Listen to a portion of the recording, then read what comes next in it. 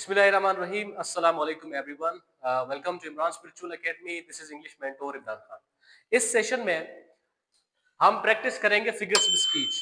ठीक है, figure speech के जब आपके पेपर में सवालात आएंगे, अगर सवालात इस तरीके से आते हैं, एक कोई स्टेटमेंट आती है और आपसे पूछा जाता है कि which figures of speech is employed or used in this line, तो आपने कैसे गेस करना है, कैसे डिडक्ट करना है, कैसे डिड्यूस करना है. तो आपको मैं थोड़ी ट्रिक्स बताने जा रहा हूं. ये जो लाइंस मैंने असेंबल किए हैं, कलेक्ट किए हैं, ये लिटरेरी वर्क से, ड्रामा से, नॉवेल से, पोएम से मैंने कलेक्ट किए हैं. ठीक है, मैं इनकी साथ मीनिंग भी बताता हूं और बताऊंगा कि आप किस तरीके से पहचान जाएंगे, आइडेंटिफाई करेंगे कि इसमें कौन सी फिगर्स ऑफ स्पीच यूज हुई है. तो ये देखें लाइंस, जैसे इसमें शेक्सपियर के भी हैं, वर्ड्सवर्थ के भी हैं और मुख्तलिफ और राइटर्स के भी बता जाता हूं. The whole world is stage, all the world is stage. Shall I compare thee to a summer's day? Oh Romeo, Romeo, wherefore thou art Romeo? I wandered lonely as a cloud. Earth has swallowed my hopes. Hamlet, I humbly thank you. Well, well, well.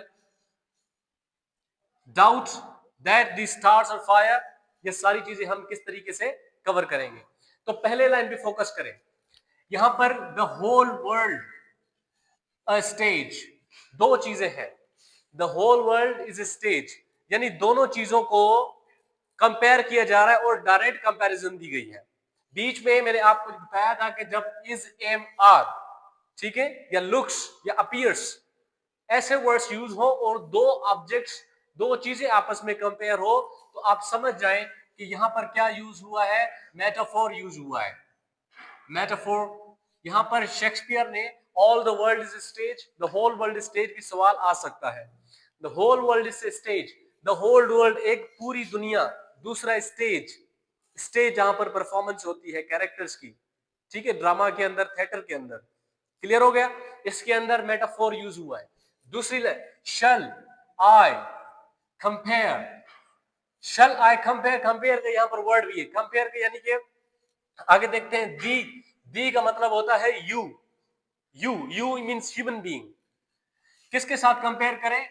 A summers day, गर्मियों का एक दिन जो longest होता है, जो जो मतलब खुशगवार होता है. खासतौर पर इंग्लैंड की लैंड के अंदर गर्मियों को बहुत ही ज्यादा लव किया जाता है, यानी पसंद किया जाता है, लाइक किया जाता है, क्योंकि वहां पर अमूमन सर्दी होती है. तो उनके लिए गर्मियों या गर्मियों के दिन बहुत अजीज होते हैं. वो कहता है अपने बच्चे के लिए, शेक्सपियर की लाइन है, अपने बच्चे के लिए जब लिखता है 718, तो कहता है shall I compare this to summer's day, क्या मैं तुम्हें गर्मियों के दिन के साथ कंपेयर करूं कि तुम मुझे इतने अजीज हो जैसे कोई किसी इंग्लैंड के रेजिडेंट को गर्मियों के दिन पसंद हो. दो चीजें कंपेयर हो रही हैं, तो यहां पर भी क्या होगा, मेटाफोर होगा. ठीक है, इट्स मेटाफोर हियर. क्लियर. तीसरा वर्ड, इस पे फोकस करें. O Romeo, Romeo. O Romeo, Romeo, wherefore, wherefore बना कहां है. Thou art, thou art your life, your presence, तुम्हारी मौजूदगी कहां है. रोमियो, तुम कहां हो, मतलब ओ रोमियो तुम कहां हो. यहां पर ये फोकस करेंगे शुरू में जब कोई ओ आए. ठीक है, हम कहते हैं ना या अल्लाह, या अल्लाह, हम अल्लाह को एड्रेस कर रहे हैं, या अल्लाह मेरी मदद फरमा, या अल्लाह मेरी मगफरत फरमा. हम अल्लाह ताला को एड्रेस करें. मुखातिब किसी से जब आप बात करते हैं मुखातिब होकर, तो उसे क्या कहते हैं, एपोस्ट्रोफी. ठीक है, एपोस्ट्रोफी. एपोस्ट्रोफी मतलब किसी को खिताब करना, किसी को खिताब करना. यहां पर जूलियट, जूलियट जो है, जब रोमियो के बारे में सुनती है कि वो मर गया है, तो उससे मुखातिब होकर कहती है, यानी कि वो प्रेजेंट नहीं होता. जिसी से हम मुखातिब होते हैं ना, वो प्रेजेंट नहीं होता. ठीक है, एब्सेंट होता है. नेक्स्ट, बहुत ही आसान है. I wandered lonely as a cloud, as a cloud. I यानी कि मैं, खुद को कंपेयर कर रहा है क्लाउड के साथ. वर्ड यूज हुआ ए. लाइक, एज, सो एज, जहां पर यूज हो, दो चीजों के बीच में कंपैरिजन हो, वहां पर क्या होता है, उसे क्या कहते हैं, सिमिली कहते हैं. ठीक है, सिमिली. अच्छा, ये देखें, जब रोमियो और जूलियट मर जाते हैं, तो कपलेट जो होता है, जूलियट का बाप, वो ये लाइन कहता है, earth has swallowed my hopes. जमीन मेरी उम्मीदों को खा गई, खड़का गई। ठीक है, क्या गई, क्या कर गई, खा गई, खड़का गई। देखो, जमीन के पास ना मुंह होता है, ना ही कोई चीज खड़काती है। जमीन को क्या हम दे रहे हैं, ह्यूमन लाइक क्वालिटीज दे रहे हैं। तो उसे क्या कहते हैं, जब इन एनिमेट को हम कोई इंसानी देते हैं, क्वालिटीज देते हैं, उसे क्या कहते हैं, पर्सोनिफिकेशन। यहां पर मैं इसको हाईलाइट करता हूं, पर्सोनिफिकेशन, पर्सोनिफिकेशन। ठीक है, पर्सोनिफिकेशन किसी गैर जानदार चीज को, जब हम इंसानों की कैरेक्टरिस्टिक करते हैं उसको पर्सोनिफिकेशन कहते हैं। द मून इज लाफिंग, ठीक है, the sun is walking, the flowers were dancing. Okay, ये सारी चीजें पर्सोनिफिकेशन होती हैं।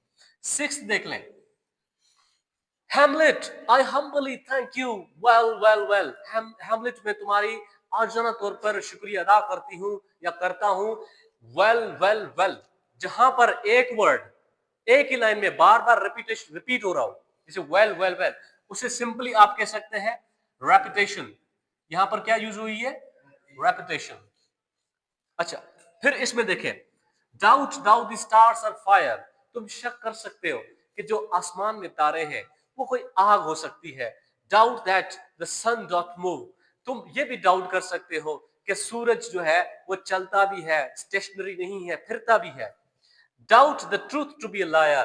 तुम ये भी कह सकते हो, तुम ये भी शक कर सकते हो कि झूठ सच हो सकता है, सच झूठ हो सकता है। But never doubt that I love thee. पर इस पे कभी शक नहीं करना कि मैं तुमसे प्यार करता हूं या करती हूं। यहां पर कौन सी लिटरेरी फिगर स्पीच है, यहां पर मैं आपको हिंट देता हूं।